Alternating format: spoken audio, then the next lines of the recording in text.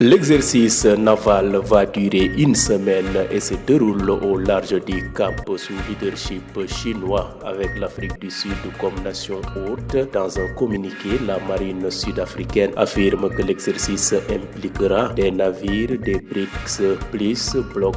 qui a récemment intégré l'Égypte, l'Éthiopie, l'Indonésie et les Émirats arabes unis, ce qui semble relever d'un effort de communication puisqu'en réalité cette manœuvre navale réunit principalement la Chine, la Russie et l'Iran pour cadrer avec un narratif consensuel. Moses 3 a même été rebaptisé Will for Peace, c'est-à-dire volonté de paix. Les trois nations invitées par l'Afrique du Sud ne viennent pas nécessairement chercher la même chose dans le sud de l'océan Indien, mais collectivement, elles montrent leurs muscles et marquent leur zone d'intérêt.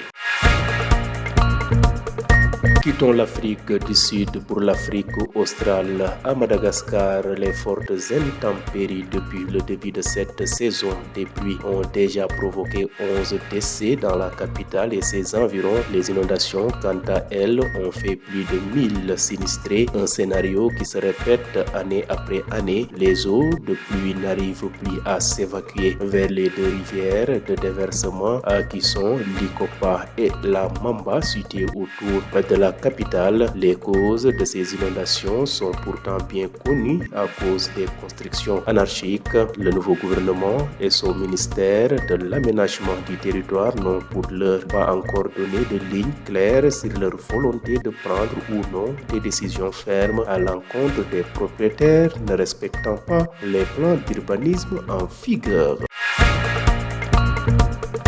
Bouclons ce rapide survol de l'actualité internationale au Moyen-Orient. Des frappes israéliennes sur la bande de Gaza ont fait 13 morts, dont 5 enfants, a affirmé hier jeudi 8 août la défense civile du territoire palestinien lors d'une des journées les plus violentes depuis le cessez-le-feu d'octobre entre Israël et le Hamas. 4 personnes, dont 3 enfants, ont été tuées lorsqu'un drone a frappé une tente abritant des personnes déplacées dans le sud de Gaza, a déclaré à l'AFP le porte-parole de la défense civile Mahmoud Bassal. Dans le nord de la bande de Gaza, une fillette de 11 ans a été tuée près du camp de réfugiés de Jabalia et une frappe sur une école a fait un mort, tandis qu'un drone près de Khan Younes dans le sud a tué un homme, a ajouté Mahmoud Bassal. 2 autres Gazaouis, dont un enfant, ont été tués lors d'autres attaques, a rapporté l'agence qui opère sous l'autorité du Hamas. Jeudi soir,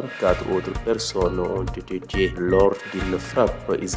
aérienne israélienne qui a ciblé une maison dans l'est de la ville de Gaza, a déclaré Mahmoud Bassal, ajoutant que les opérations de secours pour retrouver plusieurs personnes disparues avaient commencé. Pour sa part, l'armée israélienne a indiqué dans un communiqué ce vendredi matin avoir frappé avec précision des terroristes du Hamas et des infrastructures dans le nord et dans le sud de la bande de Gaza en réponse au lancement d'un projectile. Le tir du projectile à partir de la bande de Gaza constitue une violation de l'accord de cessez-le-feu, ajoute le communiqué. Ab exercice naval bi nga xam ne dina def une semaine daal dinañ ko tàmbalee ca fa nga xam ne mooy géejub Afrique du Sud ca wetub Cap ci njiitalub Chine ak Afrique du Sud mi nga xam ne moo dalal opération exercice naval yooyu ginnaaw bu ñu fësalee communiqué. Marine bu Afrique du Sud wax na ne daal exercice militaire boobee dina ci am ay bateau yoo xam ne dañoo bokk ci BRICS ak waa bloc ñi nga xam ne ñoo intégré li nga xam ne mooy ni mel di l'Égypte, Éthiopie, Indonésie ak Émirats arabes unis. Loolu nag mel ni na ne daal dañuy gën a fësal li nga xam ne moom mooy seen doole réew yooyee ci li jëm nag ci wàllub manœuvre navale yooyee nga xam ne Chine daal fës na ci lool ak Russie ak réew Iran. Ni mel nag opération navale yooyee di exercice ñu ngi ko tuddee Moses 3 waaye nag soppiwaat nañ ko tuddee ko it Will for Peace, maanaam ànd ngir daal dëggal la nga xam ne moom moo jëm ci wàllub jàmm. ñetti réew yi nga xam ne Afrique du Sud invité na leen ñoom sax bokkuñu gis-gis wala taxawaay ci li nga xam ne moo jëm ci diggalub océan Indien waaye nag wane nañ ne daal dañuy wane seen doole ngir yëglu ba ñi nga xam ne daal ñoo jàpp ne ñoo yilif adduna bi daal di nag gis it seen taxawaay ci li jëm ci wàllub doole ñeel wàllub ngànnaay ak xarañte ci li jëm ci wàllub armée. jóge fi nga xam ne nag mooy Afrique du Sud dem fële ci Afrique australe ca Madagascar ay taw yu métti daal di tàmbale ci jamono nawet bi nga xam ne ci la ñu nekk nii wax nañ ne di lu tolloo fukki nit ak benn jot nañu ñàkk seen bakkan ca capitale ba di Antananarivo ak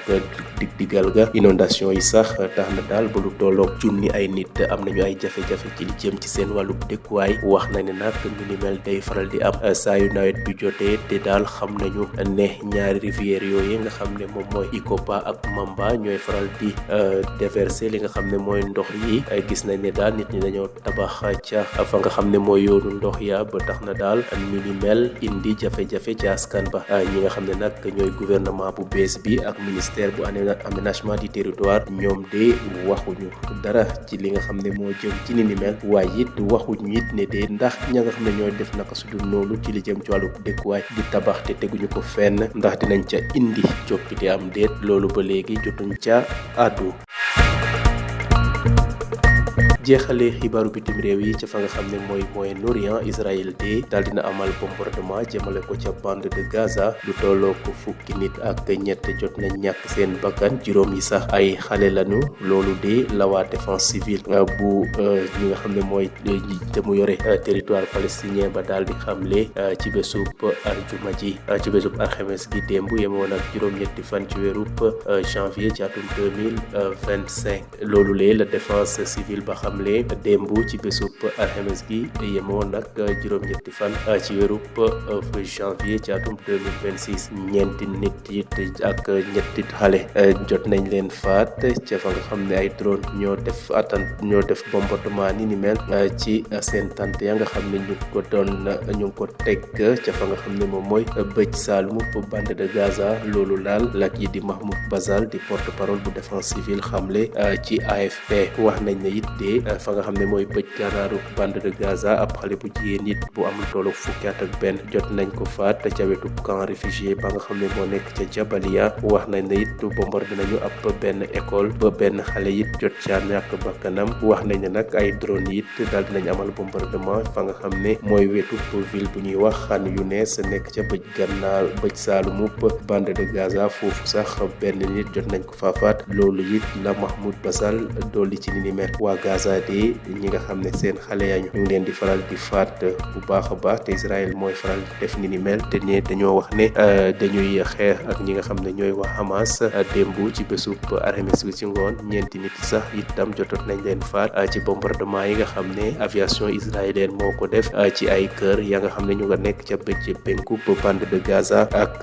digdigal ya ginnaaw bu loolu amee nag armée bu réewum Israël daal dina fësal communiqué tey jii ci bésub arjuma ji yemoo ko juróom-ñeenti fan ci weerub